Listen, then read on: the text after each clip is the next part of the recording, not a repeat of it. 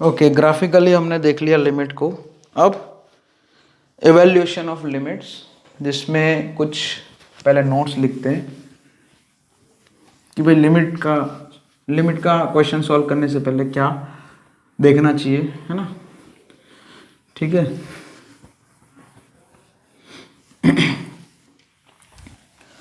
देखो सबसे पहले फर्स्ट पॉइंट लिखा है इवैल्यूएशन ऑफ लिमिट।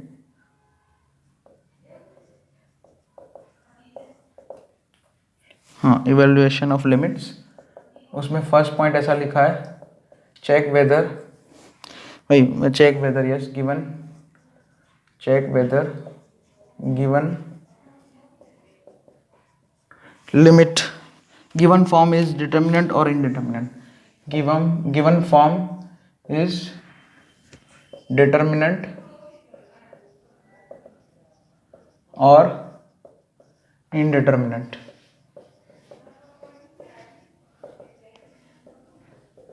डिटर्मिनेंट मतलब जो जिसका वैल्यू डायरेक्ट मुझे मिल जाए, जैसे कि मान लिया limit x tending to 3x² अगर पूछा है तो ये सीधा लिख देंगे 9।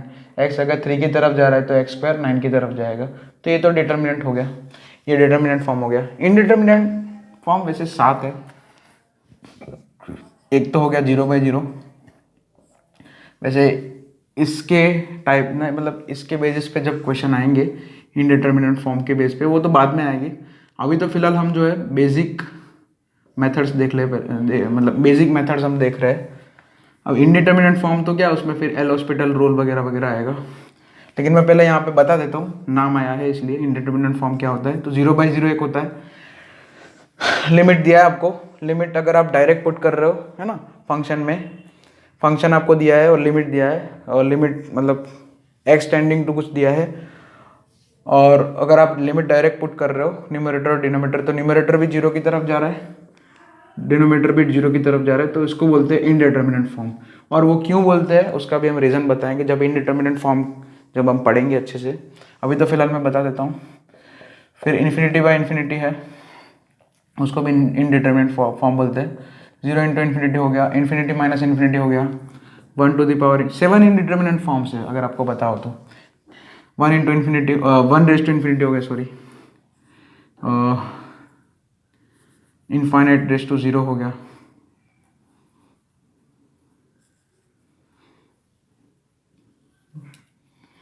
और एक मिनट, एक बीच में कोई रहेगा, बस बराबर है, और 0 रेज टू 0 हो गया।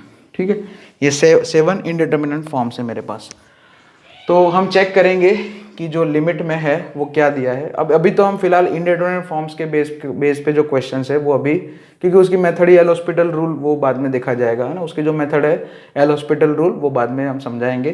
पहले तो हम बेसिक मेथड से, जैसे कि मैनिपुलेशन हो गया, एल्जेब्रिक मैनिपुलेशन हो गया, फिर ट्रिग्नोमेट्री बेस्ड लिमिट हो गई, है ना, ट्रिग्नोमेट्रिक फॉर्म हो गया, है ना, ट्रिग्नोमेट्रिक लिमिट ऐसे भी आता है। फिर ट्रिग्नोमेट्री के कुछ फॉर्मूलाज से, है ना, सब मल्टीपल के फॉर्मूलाज से हो गया। इनवर्स ट्रिग्नोमेट्री मेट्रिक फंक्शन की लिमिट हो गई, उसके भी फॉर्मूलाज आते हैं। तो अभी तो पहले हम फॉर्मूला बेस कर रहे हैं, फैक्टराइजेशन मेथड से, एल्जेब्रिक मैनिपुलेशन मतलब फैक्टराइजेशन मेथड से भी। इनडिटर्मिनेंट फॉर्म तो हम उसके जो बेसिस पे जो क्वेश्चंस है वो तो अभी बाद में देखे जाएंगे, लेकिन अभी तो फिलहाल नाम आया इसलिए मैंने लिखा दिया 7 इनडिटर्मिनेंट फॉर्म जो है हमारे। ठीक है, ये इनडिटर्मिनेंट और डिटर्मिनेंट में फ़र्क क्या है। डिटर्मिनेंट फॉर्म में क्या होता है कि आप लिमिट पुट करो, डायरेक्ट आंसर निकल के आ जाए, और इनडिटर्मिनेंट फॉर्म में क्या होता है कि जैसे ये आप जो है कंफ्यूज हो जाते हैं इसमें कि यहाँ पे देखो न्यूमरेटर 0 की तरफ जा रहा है, डिनोमिनेटर 0 की तरफ जा रहा है, तो उसमें क्या करने का, तो वो अलग है पूरा। ठीक है, वो पूरा मेथड ही अलग है। सो इफ़ नीड, और वही LHR RHL सेपरेटली, है ना। इफ़ नीड, अगर आपको ऐसा शक हो, then calculate LHL RHL separately, LHL and RHL separately. ठीक है, वो दोनों निकालेंगे और फिर दोनों को कंपेयर करेंगे कि दोनों अगर सेम है कि नहीं। Convert given indeterminate form into determinant form, convert indeterminate form into determinant form. तो उसके लिए तो मेथड्स है, वही अभी मेथड्स हम डिस्कस करेंगे, जैसे सबसे पहले उसमें एल्जेब्रिक मैनिपुलेशन वो अभी सिखाऊंगा। जैसे कि एक एग्जांपल दे देता हूँ कि लिमिट आपको फाइंड करना है, limit x tending to 2x² minus 4/x-2। यहाँ पे लिमिट पुट करो डायरेक्ट, तो यहाँ पे x न्यूमरेटर देखो 0 की तरफ जा रहा है, x अगर 2 की तरफ जा रहा है तो x² माइनस 4 0 की तरफ जाएगा और x माइनस 2 भी 0 की तरफ जाएगा। तो ये 0/0 फॉर्म है ना, न्यूमरेटर और डिनोमिनेटर दोनों 0 की तरफ 0 की तरफ जा रहे हैं। तो यानी कि ये जो लिमिट में ये जो फॉर्म दिया है वो इनडिटर्मिनेंट फॉर्म है। तो सबसे पहले इसको डिटर्मिनेंट फॉर्म में हमें कन्वर्ट करना पड़ेगा। तो उसके लिए यहाँ पे तो देखो एल हॉस्पिटल रूल अभी मैं डिस्कस नहीं करने वाला हूँ फिलहाल। तो अभी तो जो है एल्जेब्रिक मैनिपुलेशन वाली मेथड देखते हैं इसमें। सबसे पहले तो एकदम बेसिक मेथड से करते हैं इसको। x² माइनस 4 है तो उसको लिख दिया x+2 इंटू x-2। और ये जो फैक्टर है जिसकी वजह से 0 हो रहा है, दोनों न्यूमरेटर डिनोमिनेटर वो कैंसिल कर देंगे। समझ में आया? अब ये हो गया limit x tending to 2x+2, ये डिटर्मिनेंट फॉर्म हो गया। तो बस अब डायरेक्ट लिमिट पुट कर दो। अगर x 2 की तरफ जा रहा है तो x+2 4 की तरफ जाएगा। तो लिमिट का आंसर क्या आएगा? 4 आएगा। यानी कि ये बस जो ये पॉइंट लिखा ना थर्ड कि convert indeterminate form into determinant form, इसका ये मतलब है। ठीक है, ऐसे एक एग्जांपल से मैंने समझाया ताकि पता चला। अच्छा, अब कुछ क्वेश्चंस मैं कराता हूँ, कुछ क्वेश्चंस देखते हैं। तो हम सॉल्व करते हैं कुछ क्वेश्चंस अभी, फिर हम कुछ और थियरी भी कुछ पॉइंट्स लिखाने हैं जिसको हम यूज़ करेंगे। जैसे कि सीक्वेंस एंड सीरीज के कुछ फॉर्मूलाज यूज़ होंगे यहाँ पे, वो भी मैं यहाँ पे बताऊँगा, यहाँ पे लिखा ही दूंगा मतलब। ठीक है, तो एक क्वेश्चन ऐसे करते हैं solve. Limit x tending to 3 integral part of x² plus 5। ठीक है, तो इसको सॉल्व करते हैं। अब यहाँ पे देखो इंटीग्रल पार्ट आया, ऐसे GIF आए तो समझ लेना कि आपको LHR RHL दोनों निकालना ही पड़ेगा। सो सबसे पहले LHL, limit x tending to 3 minus, अच्छा ये 5 तो 5 ही रहेगा, उसका कोई टेंशन ही नहीं हमें। तो अगर x 3 की तरफ जा रहा है from left hand side sorry, तो x² 9 की तरफ जाएगा, लेकिन फ्रॉम लेफ्ट हैंड साइड वो भी है ना। ये x की वैल्यू जा रहा है तो x² जो है 9 की तरफ जाएगा लेफ्ट हैंड साइड से, x 3 की तरफ जा रहा है फ्रॉम लेफ्ट हैंड साइड, तो x² की वैल्यू 9 की तरफ जाएगी। तो x², अब देखो x² का इंटीग्रल पार्ट है, तो x² अगर 9 की तरफ जा रहा है तो इंटीग्रल पार्ट ऑफ x² का वैल्यू कितना हो जाएगा? 8 हो जाएगा। ठीक है, x जो है 3 के एकदम नज़दीक है लेकिन लेफ्ट हैंड साइड से, जैसे मान लिया x 2.9 है तो x² कितना होगा? x² वही मतलब 8 पॉइंट समथिंग होगा, मतलब वही 9 के एकदम नज़दीक होगा। जैसे x आपका 2.9 हो गया तो आप x² करोगे तो समथिंग मतलब 8 पॉइंट समथिंग आएगा, 9 के एकदम नज़दीक आएगा। So integral part of x² का वैल्यू जो है 8 हो जाएगा, यानी कि LHL क्या आएगा? 8 + 5 यानी कि 13। उसी तरह से हम RHL ढूंढते हैं इसमें। So limit x tending to 3 plus integral part of x² plus 5। अब x 3 की तरफ जा रहा है फ्रॉम राइट हैंड साइड, तो x² का वैल्यू 9 की तरफ जाएगा, है ना। ये वाले केस में x² जो है 9 प्लस की तरफ जाएगा, यानी कि x² का वैल्यू 9 की तरफ जाएगा फ्रॉम राइट हैंड साइड, यानी कि x² का वैल्यू 9 से ज़्यादा होगा, 9 से जस्ट ही ज़्यादा होगा, तो यानी कि 9.1 हो गया मान लिया फॉर एग्जाम्पल। तो इंटीग्रल पार्ट ऑफ x² का वैल्यू इधर जो है वो 9 हो जाएगा, सिंपल। ठीक है, ये बताया था इंटीग्रल पार्ट, लेकिन यहाँ पे ये x² है तो थोड़ा अलग होगा, इसमें थोड़ा सोचना पड़ेगा एक स्टेप, है ना। x का सोचना पड़ेगा फिर x² का सोचना पड़ेगा। सो x यहाँ पे RHL कितना आ जाएगा? 9 + 5 मतलब 14। LHL RHL दोनों सेम नहीं है, so limit does not exist. Answer क्या आएगा? Does not exist. ठीक है, अब ऐसा भी कुछ लोग रूल मत बना देना कि भाई हमेशा इंटीग्रल पार्ट वाला कोई आ जाता है फंक्शन, उसमें लिमिट डज नॉट एग्जिस्ट ही होता है, ऐसा ज़रूरी नहीं है। ठीक है, ऐसा कोई थंब रूल नहीं है भाई, हाँ, ऐसा थंब रूल मत बना देना अपनी तरफ से। चलिए, अब कुछ जैसे कि मैंने बोला फॉर्मूलाज यूज़ होगी, उस फॉर्मूलाज को मैं लिखा देता हूँ यहाँ पे। ओके, तो लिख, जैसे कि सिंपल सी फॉर्मूला भाई 1 + 2 + 3 वाली फॉर्मूला लो। तो 1 + 2 + 3 अप टू n है। पहले n नेचुरल नंबर का सम क्या हो जाता है, n/2 n+1। Sum of square n 2 square 1 square 2 square 3 square up to n square, वो क्या हो जाता है n/6 n+1 into 2n+1। Sum of square of natural numbers, फिर sum of cubes of natural numbers 1 cube 2 cube 3 cube up to n cube, वो हो जाएगा आपका, हाँ, इसी का स्क्वायर n/2 या n²/4 इंटू n+1 का होल स्क्वायर। ये जो सम ऑफ नेचुरल नंबर है 1 + 2 + 3 n/2 n+1 का स्क्वायर लिख देंगे तो 1 क्यूब + 2 क्यूब + 3 क्यूब ये मिल जाएगा आपको। ठीक है, बस इतना इनफ, और इसमें फॉर्मूला सब लिखा दिया। नेक्स्ट, कभी कभी आपके उसमें क्वेश्चन में √x - √y का टर्म आ गया तो रेशनलाइजिंग मेथड यूज़ करेंगे। तो √x - √y का कॉन्जुगेट क्या हो जाता है, √x + √y, यानी कि हम √x + √y से मल्टीप्लाई और डिवाइड करेंगे। कभी कभी ये भी मेथड यूज़ होगा, है ना, रेशनलाइजिंग मेथड, है ना, रेशनलाइजिंग, जैसे थर्ड वर्ड में आपने सीखा होगा। तो ऊपर x - y हो जाएगा, डिनोमीटर में वही √x + √y, है ना, √x - √y into √x + √y x - y बना देगा। थर्ड, नेक्स्ट है ओके साइन की सीरीज। साइन में ऐसे साइन अल्फा, है ना, समेशन सीरीज है, sine alpha plus sine alpha plus beta plus sine alpha plus 2 beta up to sine alpha plus n-1 into beta. Sine alpha था, उसमें ये बीटा बीटा बीटा ऐड हो रहा है, आर्ग्यूमेंट्स में बीटा बीटा बीटा ऐड हो रहा है। तो इसका फॉर्मूला जो है ट्रिग्नोमेट्री में पढ़ाया गया था, वो हो जाता है साइन n β/2 अपन साइन β/2। अच्छा, यहाँ पे बीटा जो है वो क्या है, डिफरेंस है ना, बीटा बीटा का ही डिफरेंस है। देखो अल्फा में बीटा ऐड किया तो alpha plus beta, alpha plus beta में एक और बीटा ऐड हुआ तो अल्फा प्लस 2 बीटा, फिर नेक्स्ट आएगा अल्फा प्लस 3 बीटा, ऐसे करते करते टोटल n टर्म्स है। देख लो अल्फा से लेके, है ना, ये एपी में है, देखो alpha alpha plus beta alpha plus 2 beta AP में है, देखो। सो into sine first angle plus last angle divided by 2।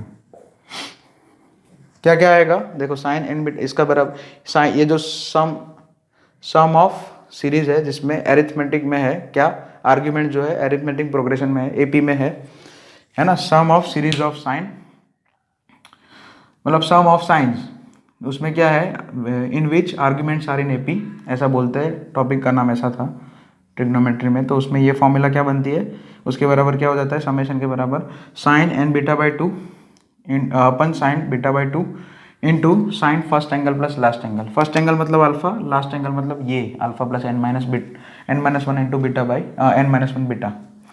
तो बेसिकली ये वाला टर्म मतलब ये पूरा क्या हो जाएगा, साइन n β/2, और बीटा हमारा डिफरेंस है, n मतलब नंबर ऑफ टर्म्स है टोटल, अपन sine β/2 into sine first angle क्या है अल्फा, और लास्ट एंगल हमारा कौन सा है, alpha plus n-1 into beta whole divided by 2।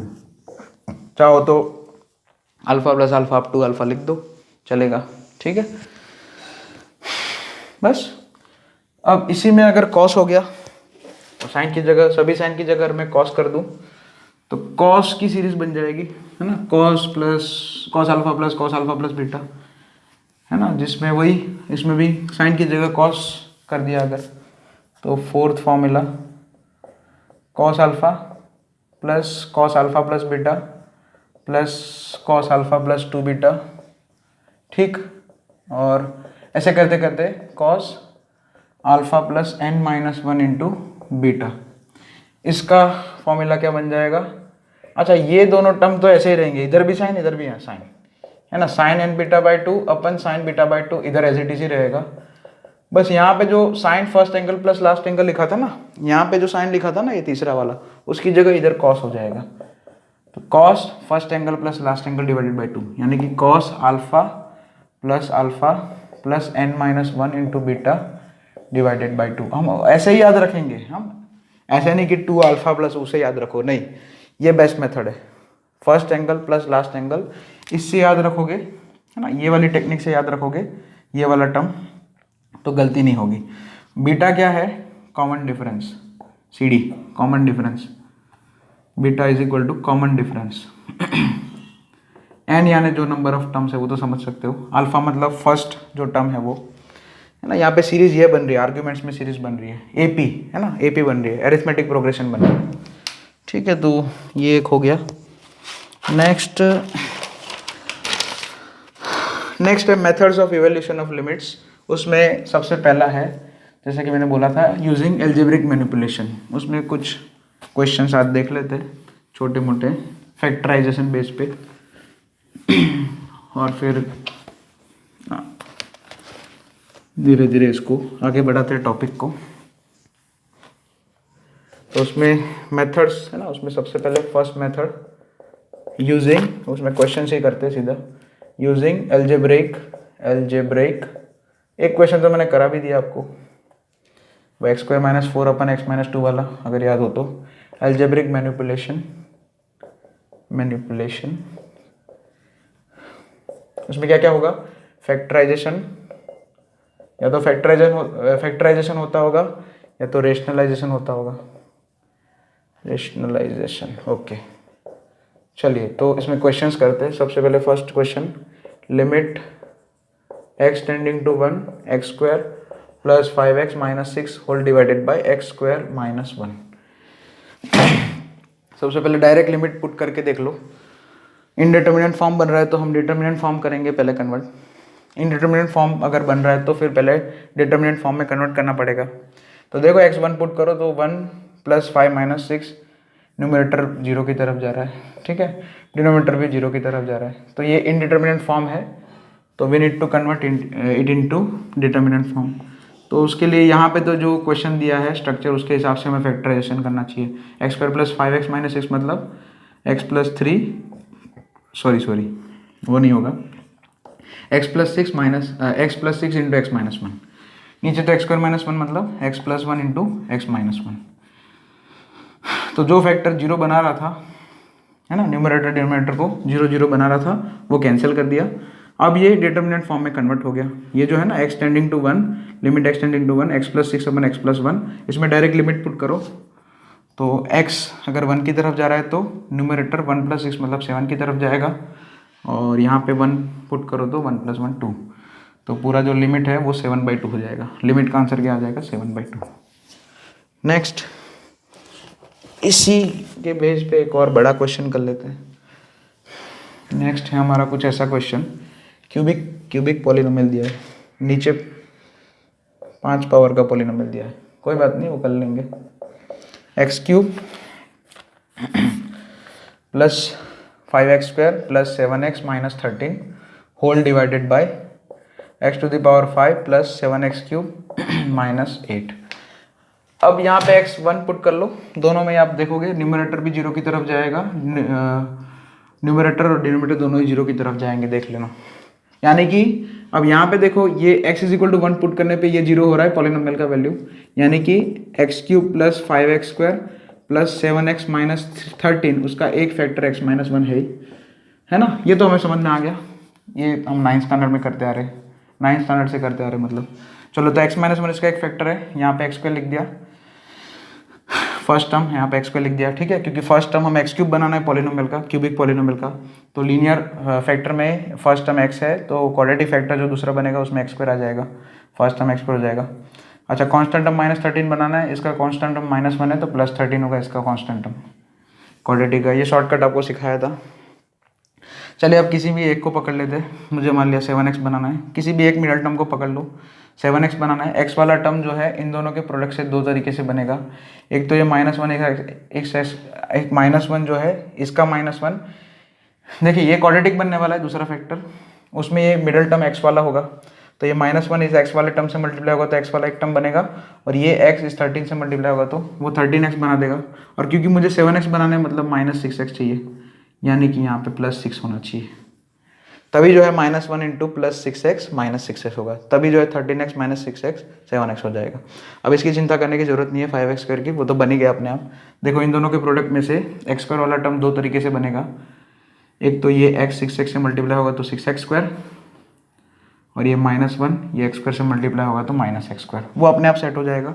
ये वाला सही करोगे तो ये अपने आप सेट हो जाएगा, यानी कि आपका फैक्टराइजेशन सही हो जाएगा। तो न्यूमरेटर में जो क्यूबिक लिखा है, क्यूबिक पॉलिनोमियल, उसका फैक्टराइजेशन हो गया।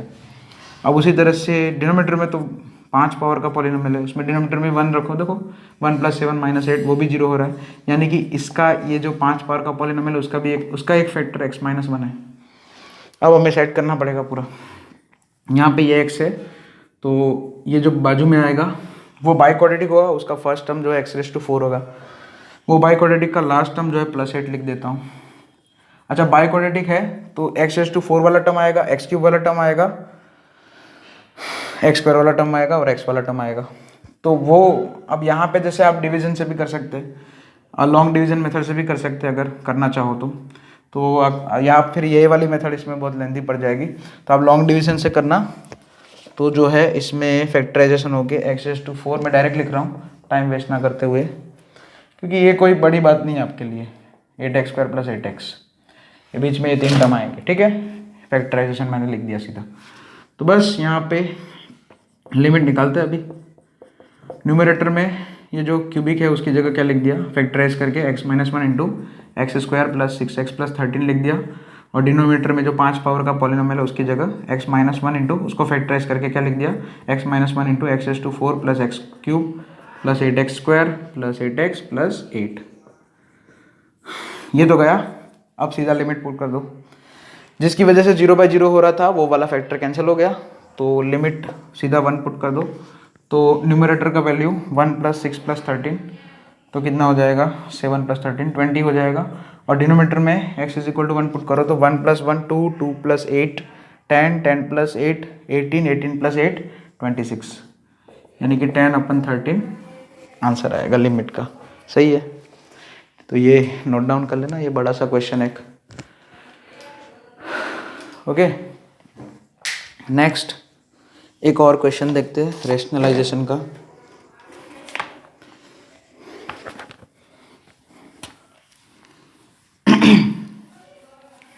रेशनलाइजेशन के ऊपर एक क्वेश्चन है, वो भी देख लेते हैं अपन। तो क्वेश्चन एक क्वेश्चन ये हो गया, देखो limit x tending to 2 5x² + x - 21 upon √x - √2, x 2 की तरफ जा रहा है तो डिनोमीटर तो 0 की तरफ जा रहा है, देखो। लेकिन न्यूमरेटर क्या हो रहा है, देखो तो यहाँ पे न्यूमरेटर में पुट करो x = 2, 5 × 4 = 20, 20 + 2 22 - 1 1 की तरफ जा रहा है, तो ये तो इंडिटरमिनेट फॉर्म है ही नहीं। तो न्यूमरेटर 1 की तरफ जा रहा है, डिनोमीटर 0 की तरफ। अगर डिनोमीटर 0 की तरफ जा रहा है तो न्यूमरेटर भी 0 की तरफ ही जाना चाहिए था, तभी ये फॉर्म जो है वैलिड है। तो ये फॉर्म ही नहीं है, इंडिटरमिनेट फॉर्म भी नहीं है, और डिटरमिनेट फॉर्म तो है ही नहीं है, क्योंकि ये प्रॉब्लम है इधर। सो बस इसमें इस तरह के क्वेश्चन में सीधा हम लिख देंगे चुपचाप does not exist, limit does not exist है, ठीक है, कोई बात नहीं। 0/anything है। जैसे अगर ये चीज ऐसा होता कि न्यूमरेटर 0 की तरफ जा रहा है और डिनोमिनेटर 1 की तरफ जा रहा है, ऐसा होता, रेसिप्रोकल हो जाता, तो लिमिट का आंसर 0 आता है, ठीक है। 0/anything 0 होता है, एनीथिंग मतलब 0 के अलावा, ठीक है। न्यूमरेटर अगर 0 की तरफ जा रहा है, डिनोमिनेटर किसी और नंबर की तरफ जा रहा है, तो लिमिट 0 की तरफ जाएगा। लेकिन डिनोमिनेटर अगर 0 की तरफ जा रहा है तो न्यूमरेटर को भी 0 की तरफ ही जाना पड़ेगा, तभी जो है फॉर्म इंडिटरमिनेट हुआ, वरना तो डज नॉट एग्जिस्ट सीधा लिख दो, ठीक है। तो ये क्वेश्चन तो वैसे भी ऐसे ही खाली समझाने के लिए मैंने लिखा था, सॉल्वेबल नहीं है ये, सीधा आंसर लिखेंगे डज नॉट एग्जिस्ट। एक और क्वेश्चन देखो समझाता हूँ, 3x² + 4x - 20 whole divided by √x - √2।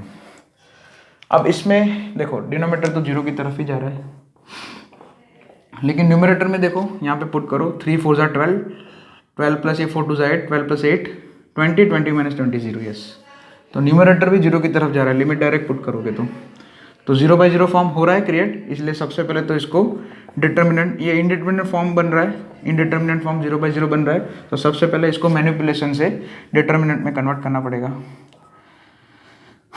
Okay, ये 3x² + 4x - 20 है, 3 × 20 60 हो जाएगा, है ना, 23 से 60। तो स्प्लिटिंग द मिडिल टर्म करोगे तो आपको ये 3x और ये x मिलेगा, यहाँ पे 10 सिक्जा करना पड़ेगा, ठीक है ना। सो x - 2 और ये 3x + 10 हो जाएगा। और रूट एक्स माइनस टू को हम रेशनलाइज करेंगे, root x minus root two को हम रेशनलाइज कर देंगे, यानी कि root x plus root two से मल्टीप्लाई और डिवाइड कर देंगे हम, जैसा कि मैंने लिखवाया था थ्योरी में। तो मैंने क्या किया, root x plus root two से मल्टीप्लाई और डिवाइड कर दिया, तो डिनोमीटर में एक्स माइनस टू आ जाएगा, वो इस एक्स माइनस टू से कैंसिल हो जाएगा। अब ये डिटर्मिनेंट फॉर्म कन्वर्ट हो चुका है, तो न्यूमरेटर में जो भी टर्म्स है उसमें एक्स की जगह टू पुट कर दो। सो 3 2 6 प्लस 10 16, और इधर root two plus root two, है ना। डायरेक्ट लिमिट आप पुट कर सकते हैं। जब आपका फॉर्म इनडिटर्मिनेंट में से डिटर्मिनेंट में कन्वर्ट हो जाए तब हम डायरेक्ट लिमिट पुट कर सकते हैं। तो ये 16 इंटू टू रूट टू, यानी कि 32 root two, 32 root two. Limit का आंसर क्या आएगा, 32 into square root two. Okay.